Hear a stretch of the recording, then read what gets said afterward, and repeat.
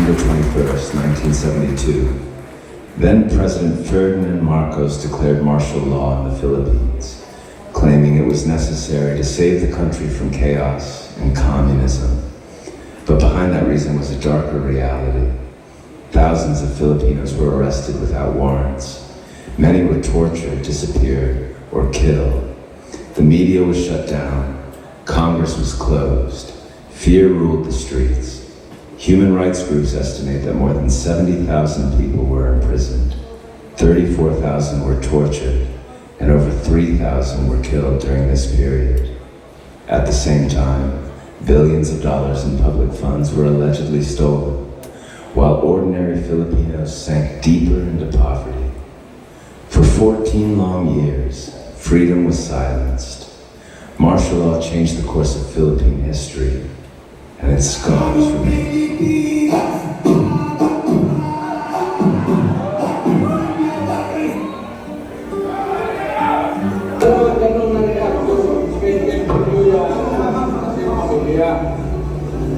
Kayong mga sundalo, kilala na ninyo ako. Anong kasalanan ko? Kayong mga Pilipino, sundalo, anong ginawa ko? Kaya ako na makita nila ang tatay ko. Siyempre, Si Romy na nagkakami sa ito, si Romy.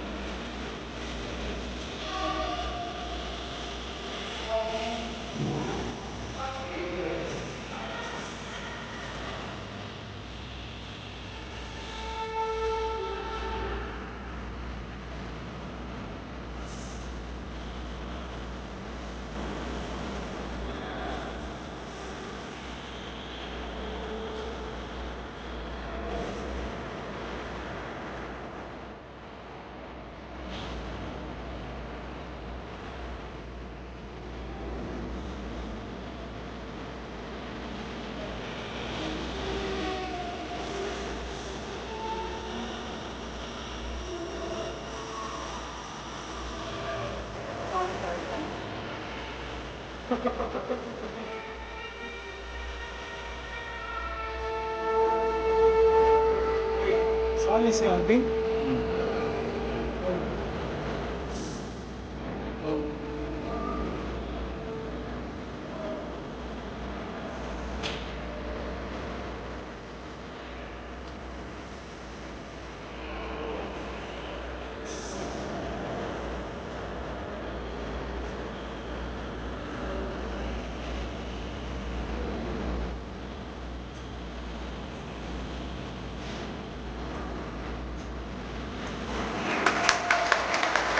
Now, let us welcome on stage one of the lead conveners of Rage Coalition, former congressman, former cabinet secretary, and section of Reform PH. Please welcome Secretary Mike Defensor!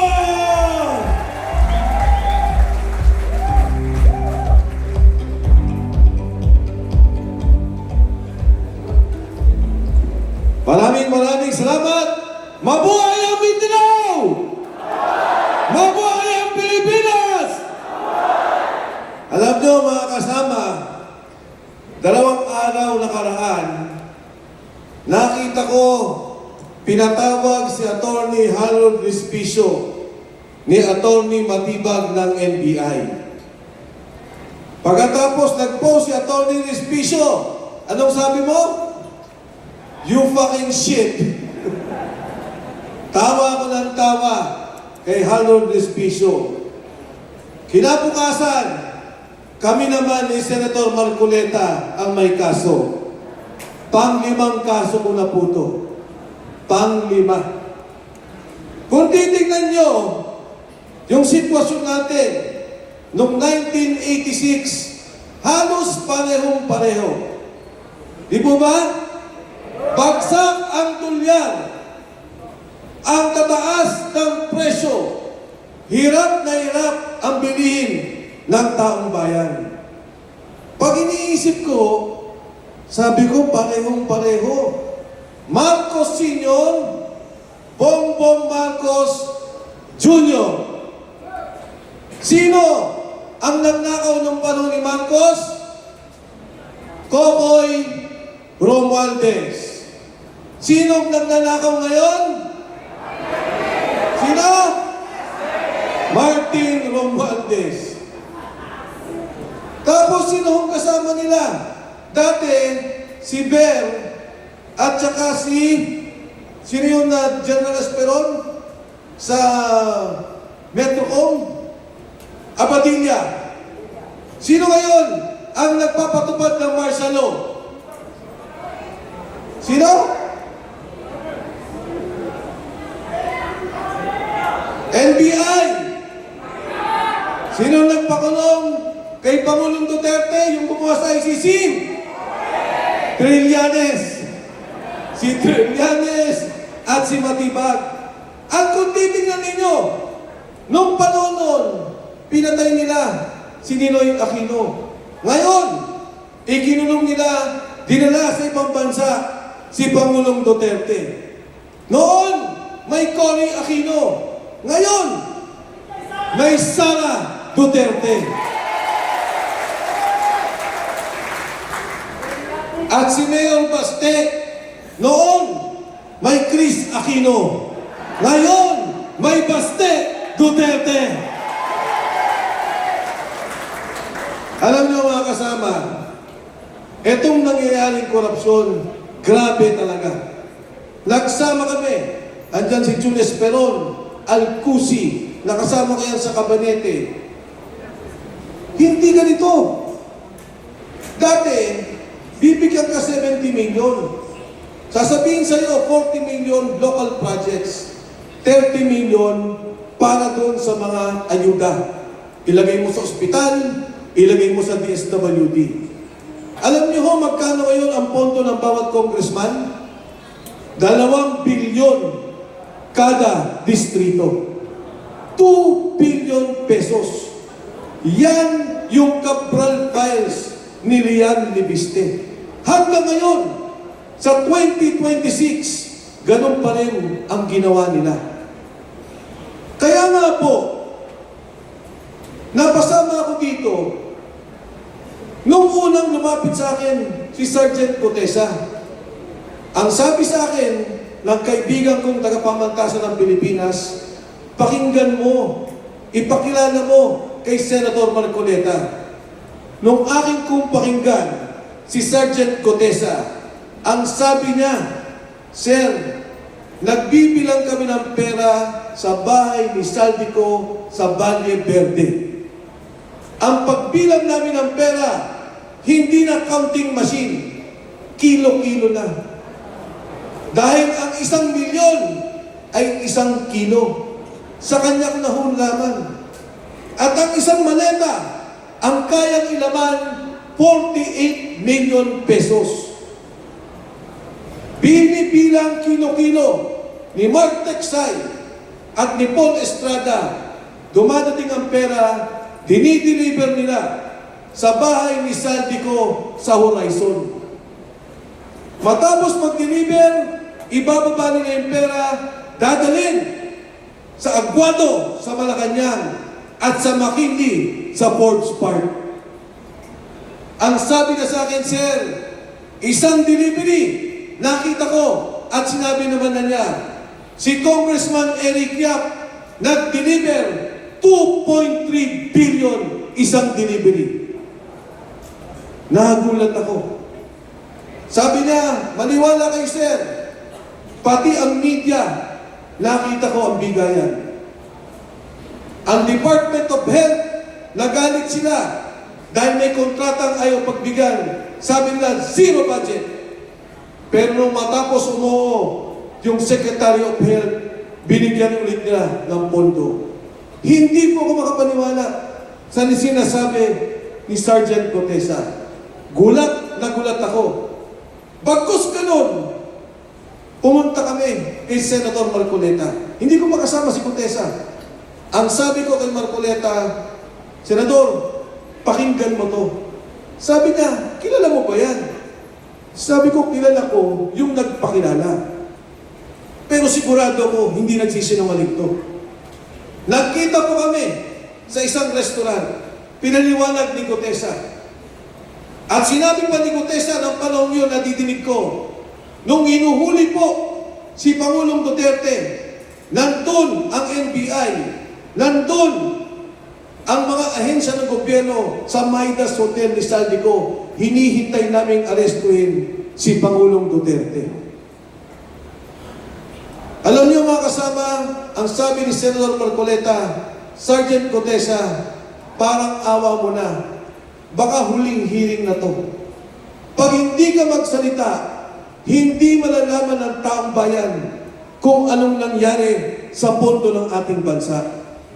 At doon po sa aming pag-uusap, tinanong siya, bakit ka lumabas, Sergeant Gotesa? Sabi niya, sir, kami po sundalo. Sumusunod lang. Nagdadala ng pera.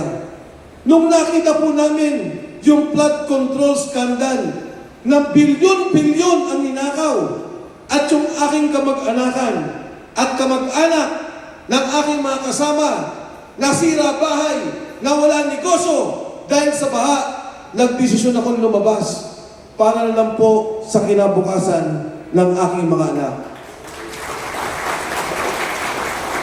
Alam niyo mga kasama, mag-isang nagpunta si Sergeant Gotesa sa Senado. Nagpanotaryo, mag-isa. Magkakasama kami nung gabi. Ang sabi ko, Sarge, mauna na ako. Sabi niya, sir, walang problema. Ako na magpapanotaryo. Pupunta ako sa Senado. Tumawag si Senator Marcoleta ng umaga. Ang sabi ni Senator Marcoleta, Mike, pwede bang pag tinanong sino nagpakilala, sabihin ko ang pangalan mo? Sabi ko, okay lang, Senador. Walang problema. Umpisa pa lang ho. Sinabi na kagad niya, ang nagpakilala sa akin kay Sergeant Orly Gotesa ay si Mike Defensor. Sabi ko, patay na to. Laban na. At doon nga po nangyari. Lumabas si Sergeant Gotesa. At anong ginawa nila? Noong una, ang sabi nila, pro-protect yan. Ilalagay doon sa kampo para proteksyonan si Sergeant Gotesa. Noong huli, under detention na si Sergeant Gotesa. Pinapirma nila ng affidavit na ang sinasabi, nagsalita lang daw siya ng ganon dahil ang sabi ko daw at ni Senador Marcoleta ay bibigyan namin siya ng pera. At yung kanya pong affidavit binago na wala siyang delivery ng pera kay Martin Romualdez. At higit sa lahat, yung kanyang pamilya, yung bahay niya, araw-araw binabantayan. Tinatakot ang kanyang asawa at ang kanyang anak. Hindi ba ang sabi ni Bongbong Marcos, alamin natin ang katotohanan? Hindi ba sabi niya, mahiya naman kayo? Bakit nagsasalita ng mga tao? Ginigipit niya, kinukulong niya. Tayo, nagalit, ay pinapatungan ng kung ano-anong kaso. Dahil po ang totoo, siya ang mastermind ng nakawan sa bayan na to. Kaya nga po, nung lumabas yung 18 Marines, at kausap ako ni Atty. Baligod, ang sabi ko sa kanya, tutulungan ko kayo. Bakit? Ayokong mangyari yung nangyari kay Cotesa sa 18 Marines. Ayokong ikulong sila, takutin ang pamilya, at papirmahin mag-affidavit para baguhin kung anong nalalaman nila. At magugulat po kayo. Kaya pala, na-impeach si BP Sara. Milyon-milyon, mali-maleta, folder na binibigay sa mga miyembro ng Kongreso para ma-impeach si Inday Sara Duterte. Yan po ang ginawa nila. Tinanong ko, nung kay Laila de Lima, totoo ba na nakita nyo? Totoo, sir. Kasi pala, itong 18 Marines, pinagdi-deliver ng pera ni Saldico kay Martin Romualdez. Pupunta doon sa townhomes, sa Forbes Park.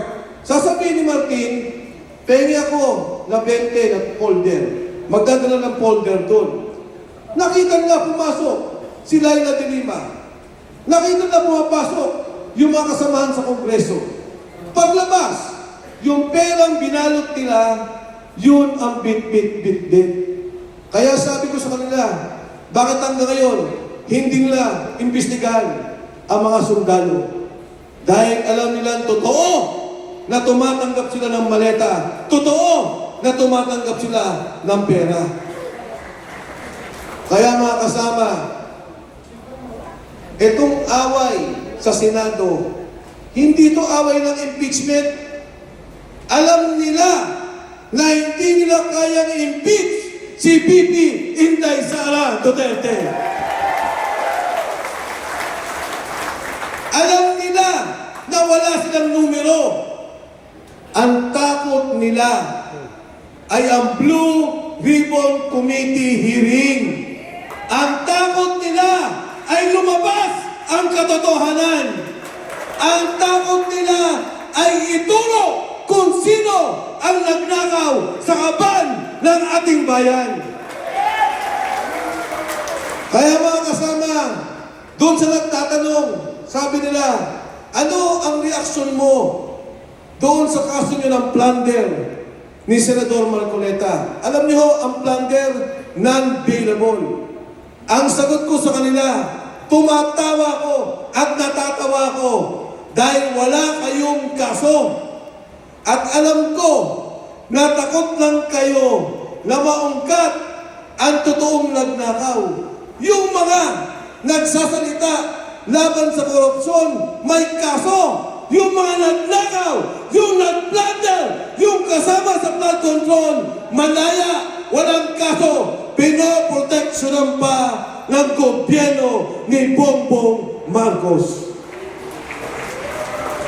Sino ang hindi magagalit? Alam niyo ho, ang may kaso sa flood control, 10. 10 lang. Ang kilala ko lang alam 5. Sino ba? Si Yusek Bernardo, naging state witness pa. Si Alcantara, naging state witness pa. Si Bryce Hernandez. Ang kilala ko lang sa senador, pinailan nila, Senador Joel Villanueva, Senator Jinggoy Estrada, Senator Jesus Codero, puro kalaban nila. Sino pa ang naalala nyo? Wala na. Sino ba? Si Bong Revilla. Kinasuhan nila. Doon sa kaso yun, 4. Si Bong Revilla, Alcantara, Bernardo, Bryce Hernandez. Yung 3, sweet witness, si Revilla, nakakulong. 4 lang ang kasama doon. Si Revilla pa ang nakulong. Ngayon Nung nakita kami ni Senator Bato, bago siya pumunta ng Senado, pinagtatawanan siya. Ang sabi sa kanya, gumagawa siya ng kwento, takot siya. Nakita niyo nangyari. Hinapol talaga siya. Huhulihin siya. Sino may dala ng warrant? Gobyerno ba? Trillanes! Ni hindi gobyerno ang nagdala ng warrant. Ni hindi natin alam kung totoo ang warrant. Nung makita ko si Senator Bato, ang sabi ko kaagad, Senador, ang bilis mo palang tumakbo. Sabi niya, Mike, ensayado ko, 6 months. Pero sabi ko, Senador, grabe pala. Ikukulong ka talaga nila. Kasama si Senator Bongo sa ICC. At malamang, ipilit nilang isama si BP Inday Sara Duterte. Bakit? Dahil takot sila na may kalaban. Dahil takot sila sa 2028, alam nila, hindi maihinto, hindi mapipigilan si Inday Sara Duterte na susunod na Pangulo ng Republika ng Pilipinas.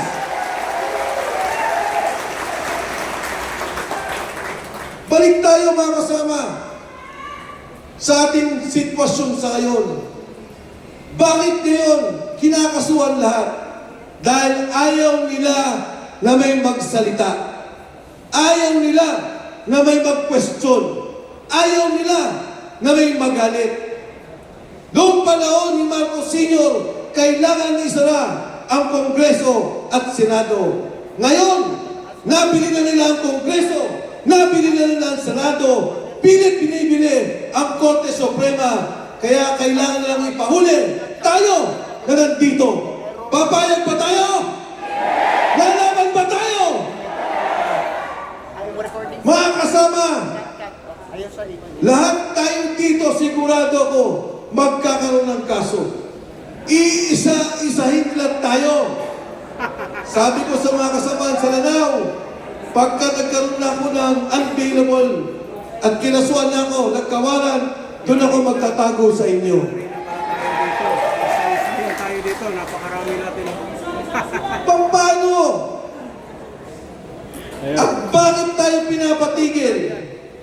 Dahil sa trilyon na ninakaw nila. Trilyong piso ang ninakaw na pondo sa Kongreso. Bawat proyekto bibilin mo at si Sandy ko mismo nagsabi 30% bawat proyekto.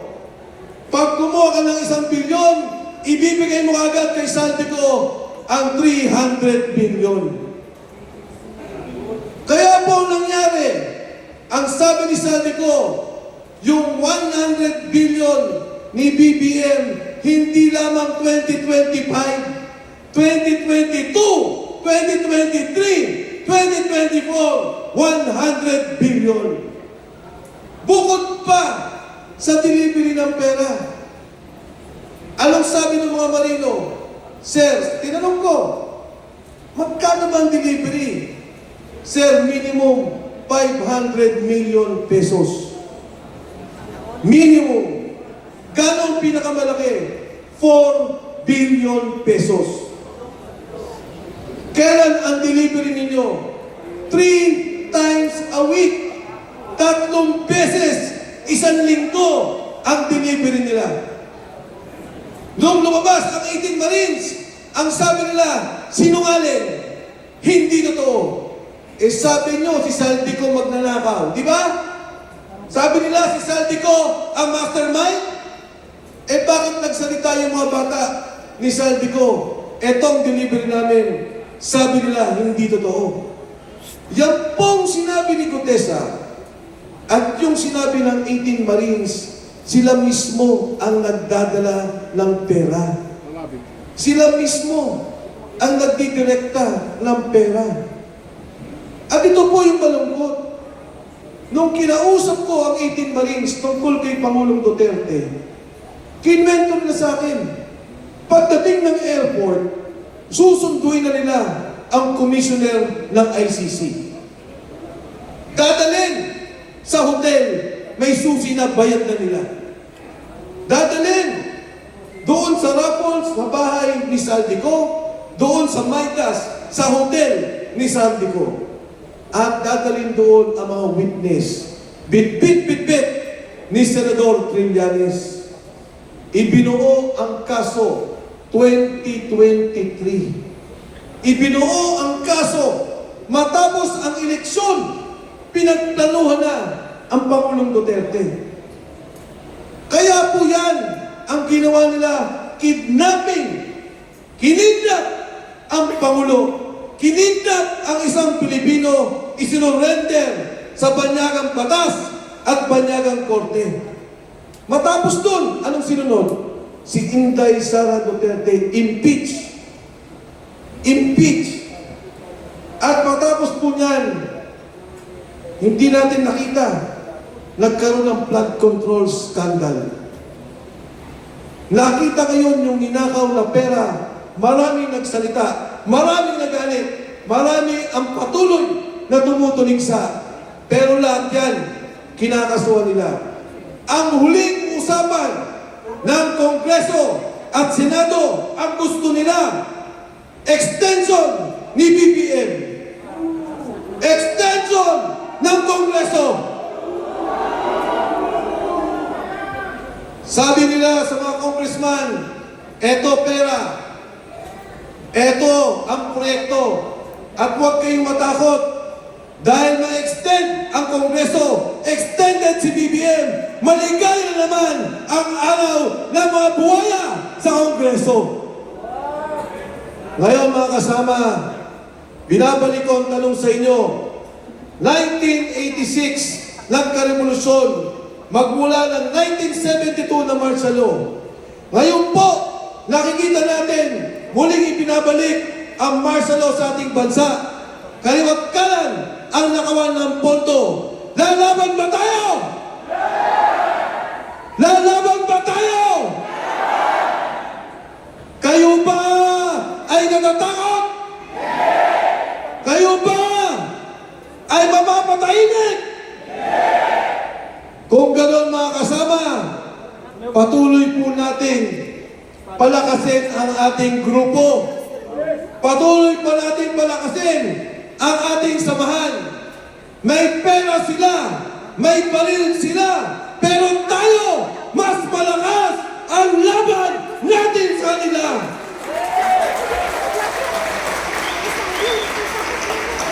Kaya nga mga kasama, lumapit kami ni Speaker Bebot Alvarez sa ating pinuno ng ating samahan. Ang sabi namin sa kanya, Mayor, kailangan namin ng isang leader. Kailangan namin na may tumayo bilang simbolo ng aming pagkakaisa.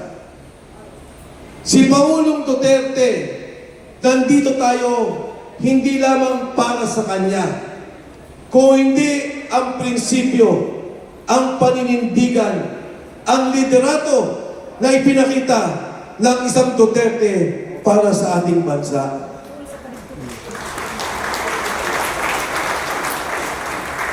At kailangan natin ang taong to. Ang totoo, sa daan-daang pagkakilala ko sa kanya, hindi walang interes to sa politika. Walang interes sa pera. Walang interes sa poder. Ang interes nito, protektahan ang iniwang legasiya ng kanyang ama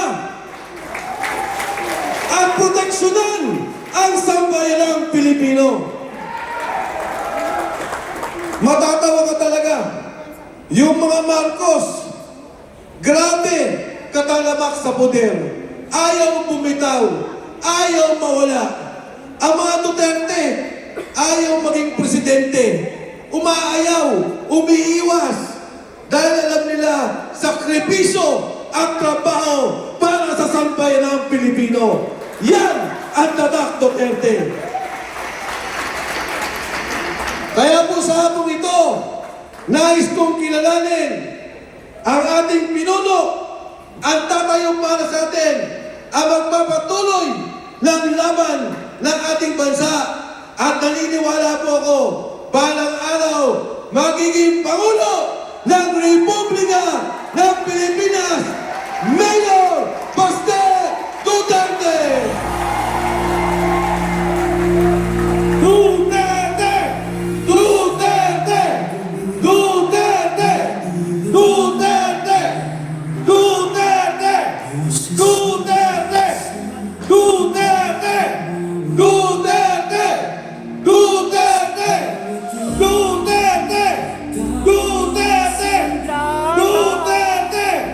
Duterte! Duterte! Duterte! Duterte! Duterte! Duterte!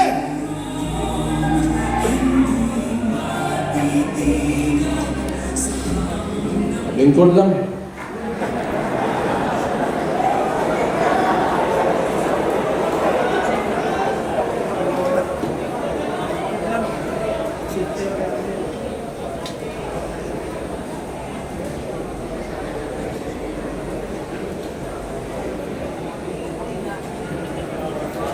(2016)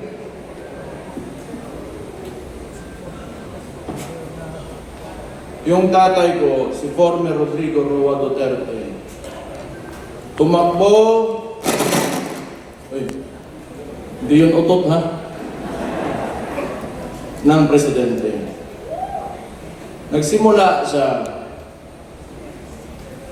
may survey, 15 to 20%.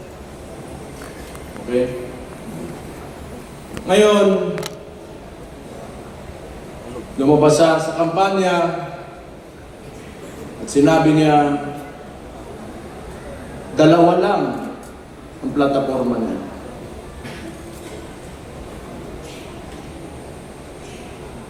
Drugs and criminality and corruption. Tatlo pa lang. Bobo ako sa math eh.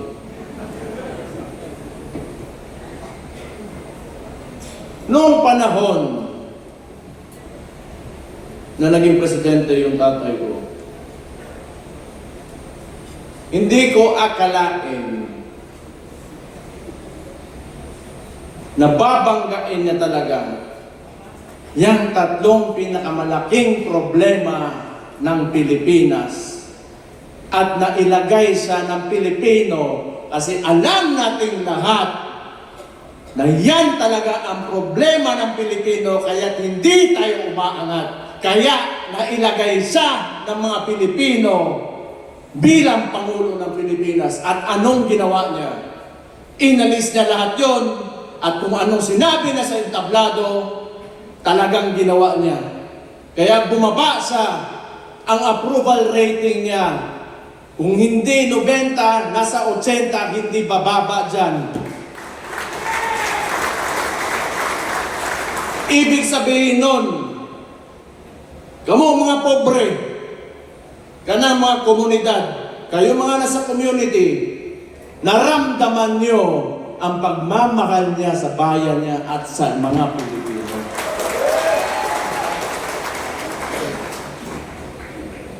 Ngayon, because my father, his core, is a lawyer. He doesn't want to amend the Constitution, to change the laws or whatever, to extend his terms.